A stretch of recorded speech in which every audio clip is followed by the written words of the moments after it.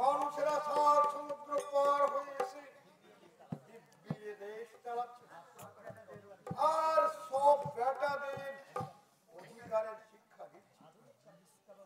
আধুনিক শিক্ষা ব্যবস্থা করে জ্ঞান বিজ্ঞান জড় করে তাদের শেখাচ্ছে, স্কুল কলেজ ভরছে। শিক্ষা পেয়ে সেদিন এই কালো মানুষের দল এই লাল মুখ মানুষের কাছে অধিকার চাইবে। সেদিন অধিকার না দিলে ধরে ধরে পিটিয়েছি হুজুর, পিটিয়েছি। হয়তো কথা আচ্ছা করে ধোয়াই দিয়েছি। এই বেটাই সেই রায়চরণ। রায়চরণ, তুই কি ভূতের মন্ত্র জানিস? আমি তো কোনো মন্ত্রতন্ত্র জানি না। তবে তুই ভৌতিক কাণ্ড কারখানা দেখাচ্ছিস কি করে? আমি তো কাউকে কিছু দেখাইনি হুজুর। আমার মিথ্যা কথা। আমি মিথ্যা কথা কিছু বলিনি হুজুর। শুধু কথায় কাজ হবে না কথা, একে কাছারির ভাষায় কথা বলতে হবে, তাহলেও ঠিক জবাব দেবে। সত্যি কথাটা এমনি বেড়ে কি আমি ঠিক বলিনি? কাছারিতে গেলে বাপের পুত্র মতো কথা বলবে। বাড়ির তাল গাছটা কাটলি কেন? ওই গোলক পাগলের আদেশে। একটা পাগল যার মাথার কোনো ঠিক নেই, যার কোনো হিতাহিত কাণ্ড জ্ঞানী নেই, তার কথায় তো তাল গাছটা কেটে দিলি। আর তাছাড়া কাছারির কোনো অনুমতি নেওয়া দরকার ছিল না। আমার জমির খাজনা পরিশোধ আছে হুজুর। জমি আমার, তাল গাছ আমার, গাছ কাটার অধিকার কি আমার নেই হুজুর? অধিকার? এই নিচু জাত সূত্রের আবার অধিকার? অধিকার চাইতে শিখেছিস? শেখাচ্ছে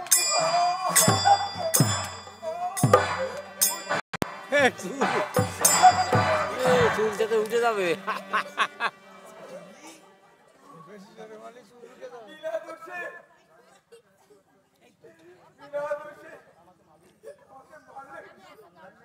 জন্মের সাথে সাথে দোষ করেছি, সূত্রের ঘরে জন্ম নিয়েছি, দোষ করেছি।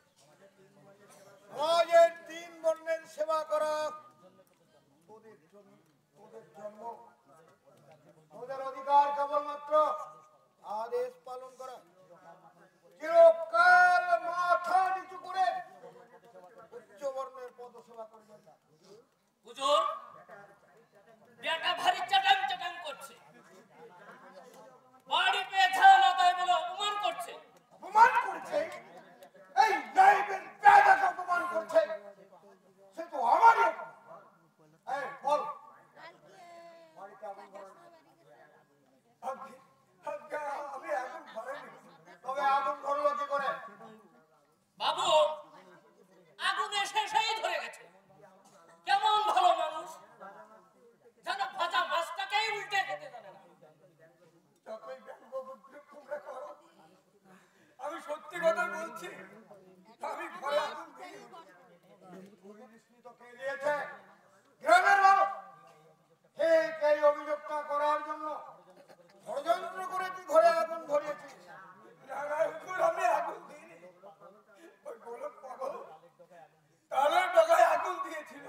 গোলক পাগল আবার সেই গোলক পাগল? গোলক পাগল সব করেছে।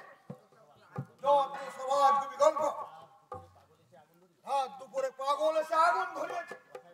কথায় বলে আপন বুঝ পাগলেও বোঝে। হুজুর, পাগলের ঘাড়ে সব চাপিয়ে দিন।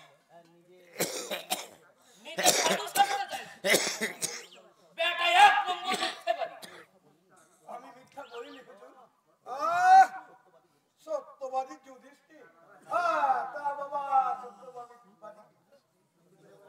সত্যি করে বলো তো,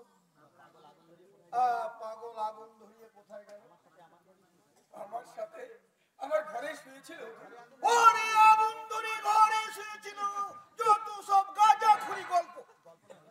গোলাই হুজুর গল্প নয়, আমার পাগল জয় বাবা হরিচাঁদ বলে আমার ঘরে গিয়ে শুয়ে পড়ল। হরিবল হরিবল বলে রাত কেটে গেল। আমার হরিব ওরে বেটা মূর্খ, মরার নাম নেই তুই সারা গ্রামটা ধর্ম ছড়াচ্ছিস। সে কথা বলতে পারেন হুজুর, আমাদের তো ধর্ম করার অধিকার নেই, তাই বাবা হরিচাঁদের দেওয়া হরিবল ধর্মকে আমরা পালন করবো। ধর্ম করবার অধিকার নেই আর কোনোদিন করবি না। আয় বলে ধর্মের মধ্যে অধর্ম টেনে সমাজের বুকে অরাজকতার সৃষ্টি করবি না। দাঁড়া, পড়াচ্ছি। প্রতাপ, ওর বিরুদ্ধে 3টে অভিযোগ। তাল গাছ কেটেছে, ঘরে আগুন ধরিয়েছে, গ্রামের মানুষকে শায়েস্ত করবার জন্য হরিবল বলে সমাজকে কলুষিত করেছে। এই 3 নম্বর আদেশ। ওর পিঠে গুনে গুনে 3টে লাঠির বাড়ি মার। ঠিক হয়েছে হুজুর, ঠিক হয়েছে। জয় বাবা হরিচাঁদ, জয় বাবা গোলকচাঁদ, জয় বাবা হরিচাঁদ। ডাক ডাক, জোরে জোরে ডাক। তোর ডাক শুনে যদি হরিচাঁদ ছুটে আসে তবে বুঝবো তোর হরিচাঁদের কোনো গুণ আছে।